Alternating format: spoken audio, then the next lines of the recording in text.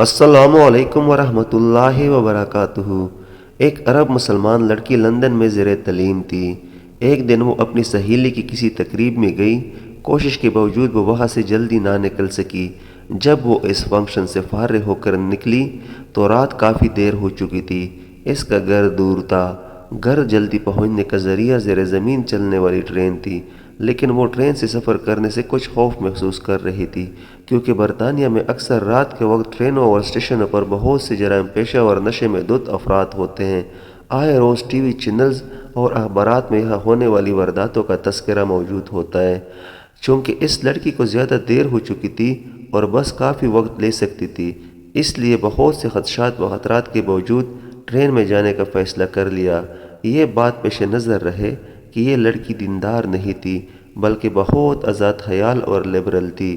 جب وہ اسٹیشن پر پہنچی تو یہ دیکھ کر اس کے جسم میں خوف کی اکسار لہر دوڑ گئی کہ اسٹیشن بالکل سنسان ہے، صرف ایک شخص کھڑا ہے جو ہولی سے ہی جرائم پیشہ لگتا ہے۔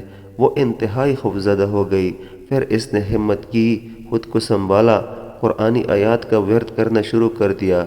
اسے جو کچھ زبانی یاد تھا، جسے ایک عرصے سے وہ بھولی ہوئی تھی، سب کچھ پڑھ ڈالا۔ اتنے میں ٹرین آئی اور وہ اس میں سوار ہو کر بحریت اپنے گھر پہنچ گئی۔ اگلے دن کا اخبار دیکھ کر وہ چونک اٹھی۔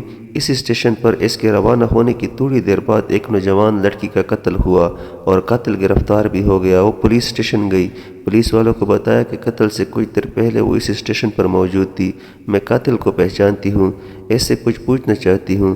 جب وہ مجرم کی سیل کے سامنے پہنچی تو اس سے پوچھا، کیا تم مجھے پہچانتے ہو؟ اس نے جواب دیا، ہاں پہچانتا ہوں، رات کو تم بھی اس اسٹیشن پر آئی تھی۔ لڑکی نے پوچھا، پھر تم نے مجھے کیوں چھوڑ دیا؟ وہ کہنے لگا، میں تمہیں کیسے نقصان پہنچاتا؟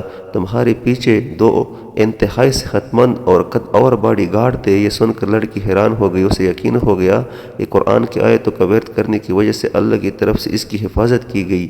وہ واپسی پر اللہ کا تشکر اور احسان مندی کے جذبات سے مغلوب تھی۔ اللہ کی مدد اور نصرت پر اس کا بھروسہ مزید بڑھ گیا تھا۔ اگر ہم اپنے دل کی گہرائی سے اللہ کو پکاریں اور اللہ کی تائید و نصرت پر بھروسہ رکھیں تو ہم اللہ کی رحمت سے کبھی محروم نہیں رہیں گے۔